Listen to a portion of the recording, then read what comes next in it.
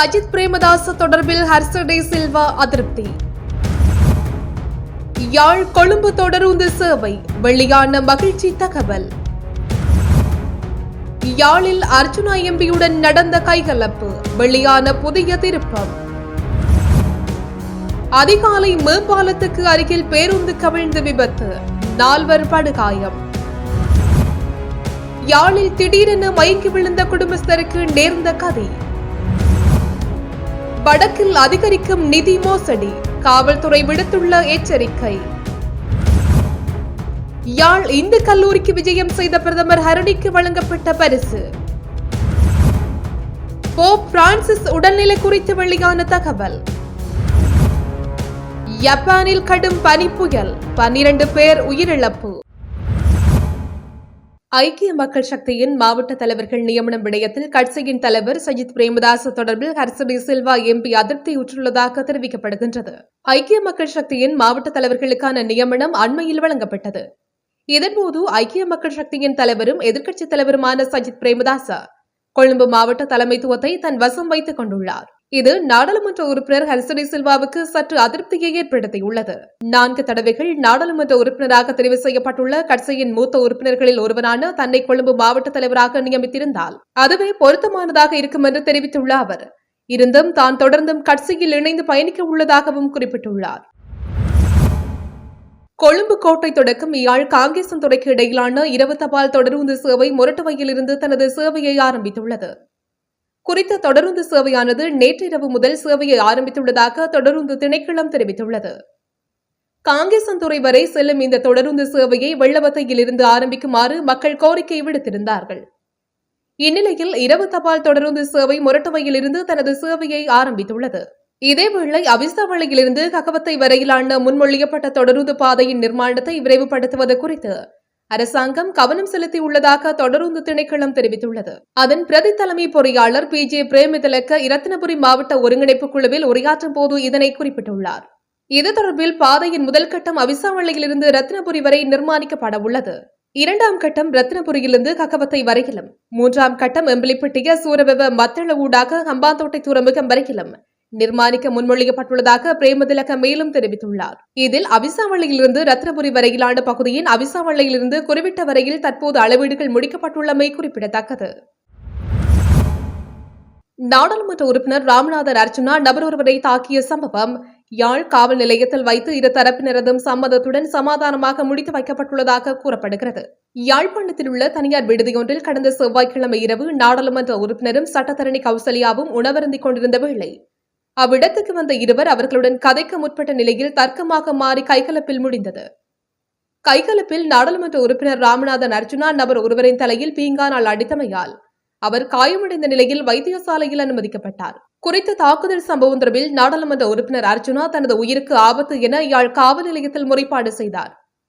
அதேவேளை காயமடைந்த நபரும் தன் மீதான தாக்குதலுக்கு பரஸ்பர முறைப்பாட்டை வழங்கியிருந்தார். இந்நிலையில் நேற்றைய தினம் இரவு இரு தரப்பினரையும் யாழ்ப்பாண காவல் நிலையத்துக்கு அழைத்து யாழ்ப்பாண உதவி காவல்துறை அத்தியட்சர் தலைமையில் விசாரணைகள் மேற்கொள்ளப்பட்டன. இதன்போது இரு தரப்பினரும் சமாதானமாக செல்வதாகவும் முறைப்பாடுகளை மீள பெற்றுக் கொள்வதாகவும் கூறி சமரசமாக செல்வதற்கு உடன்பட்டதை அடுத்து இரு தரப்பினருக்கும் இடையிலான பிரச்சினை காவல் நிலையத்தில் வைத்து தீர்த்து வைக்கப்பட்டது. களுத்துறை பாணாந்துறை மேம்பாலத்துக்கு அருகில் பேருந்து ஒன்று கவிழ்ந்து விபத்துக்குள்ளானதில் காயமடைந்த சிலர் வைத்தியசாலையில் அனுமதிக்கப்பட்டுள்ளதாக தகவல் வெளியாகியுள்ளது. இன்று அதிகாலை 4 மணியளவில் குறித்த விபத்து இடம்பெற்றுள்ளதாக தெரிவிக்கப்படுகின்றது. இவ்விபத்தில் 4 பேர் காயமடைந்து பாணாந்துறை ஆதார வைத்தியசாலையில் அனுமதிக்கப்பட்டுள்ளதாக குறிப்பிடப்படுகிறது. லுணுகம் வெரகவிலிருந்து கொழும்பு நோக்கி பயணித்த தனியார் பேருந்தே இவ்வாறு விபத்துக்குள்ளாகியுள்ளது. பேருந்தின் சக்கரங்களில் ஏற்பட்ட தொழில்நுட்ப கோளாறு காரணமாக இந்த விபத்து நிகழ்ந்திருக்கலாம் என காவல்துறையினர் சந்தேகிக்கின்றனர். விபத்து நடந்தபோது பேருந்தில் 50க்கும் மேற்பட்ட பயணிகள் இருந்ததாக குறிப்பிடப்படுகிறது. இந்நிலையில் விபத்து தொடர்பில் பேருந்தின் சாரதி பாணாந்துறை தெற்கு காவல்துறையினரால் கைது செய்யப்பட்டுள்ளமை குறிப்பிடத்தக்கது. யாழில் திடீரென மயங்கி விழுந்த குடும்பஸ்தர் ஒருவர் பரிதாபமாக உயிரிழந்துள்ளார். குறித்த சம்பவம் நேற்று முன்தினம் இடம்பெற்றுள்ளது. மட்டக்களப்பு மாவட்டத்தை சேர்ந்த பேரன்பன் கோகிலவாசன் என்ற நபரே இவ்வாறு உயிரிழந்துள்ளார். இந்த சம்பவம் குறித்து மேலும் தெரிய வருகையில் குறித்த நபர் மேசன் வேலைக்காக யாழ்ப்பாணம் அச்சுவேலி பகுதிக்கு வருகை தந்துள்ளார். இந்நிலையில் 11 மணியளவில் திடீரென மயக்கமுற்றுள்ளார். இதன்போது அவசர நோயாளர் காவு வண்டிக்கு தகவல் வழங்கப்பட்டுள்ளது. இருப்பினும் அங்கு வந்த நோயாளர் காவு வண்டி அவர் ஏற்கனவே உயிரிழந்து விட்டதால் திரும்பி சென்றுள்ளது. இதையடுத்து அவரின் சடலம் மீதான மரண விசாரணைகளை திடீர் மரண விசாரணை அதிகாரி நமசிவாயம் பிரேம்குமார் மேற்கொண்டுள்ளார். மேலும் உடல் கூற்று பரிசோதனைகளுக்காக சடலம் யாழ்ப்பாணம் போதனா வைத்தியசாலையில் வைக்கப்பட்டுள்ளமை குறிப்பிடத்தக்கது. வெளிநாடுகளுக்கு அனுப்பி வைப்பதாக ஆசை வார்த்தைகளை கூறி இளையோரை ஏமாற்றி பணம் பறிக்கும் சம்பவங்கள் வடக்கில் அதிகரித்துள்ளதாக காவல்துறையினர் தெரிவித்துள்ளனர். இது தொடர்பில் மேலும் தெரிவிக்கப்படுவதாவது: வெளிநாடுகளுக்கு சட்டவிரோதமான முறைகளில் ஆட்கடத்தல்களில் ஈடுபடும் முகவர்கள் இளையோரை இலக்கு வைத்து அவர்களை சமூக ஊடகங்கள் ஊடாக அணுகி ஆசை வார்த்தைகளை கூறி பெருந்தொகையான பணத்தினை பெற்று மோசடி செய்து வருகின்றனர். இது தொடர்பில் யாழ்ப்பாணம், மானிப்பாய், கிளிநொச்சி உள்ளிட்ட காவல் நிலையங்களில் முறைப்பாடுகள் கிடைக்கப்பட்டுள்ளன. வெளிநாடு செல்வதற்கு வங்கிக் கணக்குகளில் பெருந்தொகை பணம் வங்கிக் கணக்கில் இருப்பில் வைக்க வேண்டும் என கூறி வங்கிக் கணக்கு இலக்கங்களை பெற்று அடையாள அட்டை உள்ளிட்ட ஆவணங்களை பெற்று வங்கியில் உள்ள பணத்தினை மோசடியாக கும்பல் பெற்றுக்கொண்டு தலைமறைவாகி வருகிறது. இவ்வாறான சம்பவங்கள் தொடர்பில் பல்வேறு முறைப்பாடுகள் கிடைக்கப்பட்டுள்ள நிலையில் காவல்துறையினர் விசாரணைகளை ஆரம்பித்துள்ளனர். வெளிநாடு செல்ல காத்திருக்கும் இளையோர் வெளிநாட்டு வேலை வாய்ப்பு பணியகம் மற்றும் இலங்கையில் பதிவு செய்யப்பட்ட வெளிநாட்டு முகவர்கள் ஊடாக பயண ஏற்பாடுகளை செய்து சட்ட ரீதியான முறையில் செல்ல வேண்டும். இது தொடர்பில் இளையோர் மத்தியில் விழிப்புணர்வு ஏற்பட்டாலே இவ்வாறான மோசடி சம்பவங்களில் இருந்து அவர்கள் தப்பித்துக் கொள்ள முடியும். இல்லையெனில் பெருந்தொகை பணத்தினை இழக்க நேரிடும் என காவல்துறையினர் குறிப்பிட்டுள்ளனர். பிரதமர் ஹரணி அமரசூரிய யாழ்ப்பாணம் இந்து கல்லூரிக்கு இன்று காலை விஜயம் செய்துள்ளார். இதன்போது கல்லூரியின் அதிபர் மற்றும் மாணவர்களுடன் பிரதமர் கலந்துரையாடலில் ஈடுபட்டுள்ளார். கல்லூரி விளையாட்டு மைதானத்தில் விளையாட்டில் ஈடுபட்டுக் கொண்டிருந்த மாணவர்களிடம் கலந்துரையாடிய பிரதமர் அவர்களின் தேவைகளை கேட்டறிந்து கொண்டார். கல்லூரி அருங்காட்சியகம் மாணவர்களின் இணைப்பாடு செயற்பாடுகளையும் பிரதமர் பார்வையிட்டதுடன் அங்கு விசேட உரையொன்றையும் நிகழ்த்தியிருந்தார்.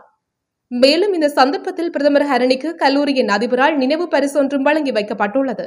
இந்நிகழ்வின் போது கடற்றொழில் அமைச்சர் ராமலிங்கம் சந்திரசேகர், நாடாளுமன்ற உறுப்பினர்களான இளங்குமரன், ரஜீவன், ஜெயச்சந்திரமூர்த்தி, பாடசாலை ஆசிரியர்கள், மாணவர்கள் உள்ளிட்ட பலரும் கலந்து கொண்டிருந்தனர். இதேவேளை பிரதமர் ஹரணி அமரசூரிய யாழ்ப்பாணத்தில் இன்று பல்வேறு நிகழ்ச்சிகளிலும் பொதுமக்கள் சந்திப்புகளிலும் பங்கேற்கின்றமை குறிப்பிடத்தக்கது.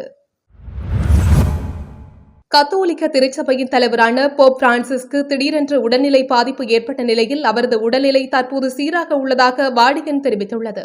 நேற்றைய தினம் திடீரென்று உடல்நிலை பாதிப்பு ஏற்பட்ட போப் பிரான்சிஸ் வாடிகனில் உள்ள வைத்தியசாலையில் அனுமதிக்கப்பட்டார். பரிசோதனையில் அவருக்கு நுரையீரலில் தொற்று பாதிப்பு இருப்பதாக தெரிவிக்கப்பட்டது. இதையடுத்து மேல் சிகிச்சைக்காக இத்தாலியின் ரோமில் உள்ள வைத்தியசாலையில் அனுமதிக்கப்பட்ட போப் பிரான்சிஸ்க்கு சிகிச்சை அளிக்கப்பட்டு வருகிறது.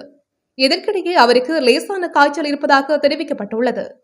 இதுகுறித்து வாடிகன் கூறியுள்ளதாவது: போப் பிரான்சிஸ் மூச்சுக்குழாய் அழற்சி சிகிச்சைக்காக வைத்தியசாலையில் அனுமதிக்கப்பட்டுள்ளார். அவர் சுவாச தொற்று நோயால் பாதிக்கப்பட்டுள்ளார்.